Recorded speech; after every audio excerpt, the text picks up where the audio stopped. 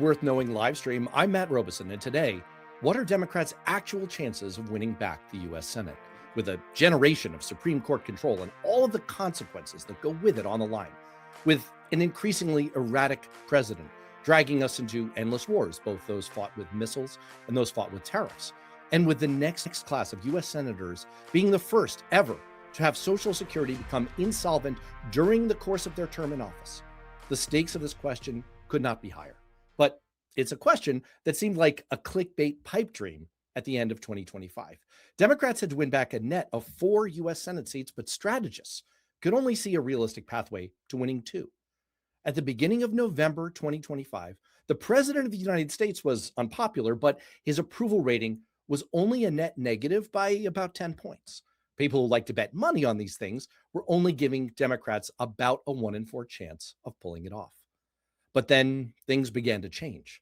The off-year elections in New Jersey and Virginia showed a surge of strength for Democrats. A late-year government shutdown over subsidies so people can afford health care seemed to put a pep in voters' step when it came to their trust in the Democrats, and it lined up with an improving position for Democrats on the generic ballot. And in special election after special election across the country, enthusiasm for Democratic candidates surged. There were 50 districts where we can directly compare those special elections to the most recent general election. And in 40 of them, voters shifted toward the Democrats, and by an average of 5.6 percentage points. In special elections for state legislative seats, Democrats held on to 10 percentage points more of their voter turnout from the previous regular election than Republicans did. Special elections are like running up a hill, and the Republicans slowed down way more and started getting left in the dust. Then, when President Trump launched the war with Iran in February, his approval rating fell through the floor, especially among independent voters, something I've been highlighting on Substack and on the Political Rehab show for months.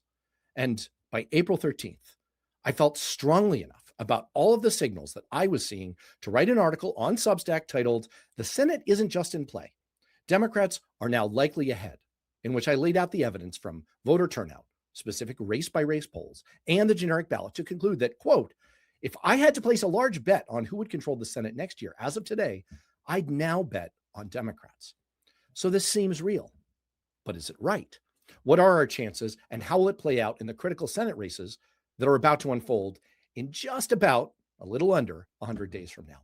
Later in the show, I'm going to welcome back my old friend, former U.S. Congressman and 2008 Obama National Co-Chairman Paul Hodes, who now lives in Maine, and we'll walk through the situation there as Troy Jackson picks up the torch against Susan Collins in his own personal odyssey to slay that demon. But first, for an expert view on how all of these races are shaping up, as if you just pulled up a chair in a secret tucked away conference room with the most insiders in the country, I'm really happy to welcome one of the most respected Democratic operatives in the country, someone whose career as a congressional staffer just missed mine like 2 donkeys passing in the night, a former communications director for Adam Schiff and the U.S. mission to the United Nations, and current director of communications for Senate Majority PAC, the largest outside organization backing Democratic Senate candidates in battleground races across the country.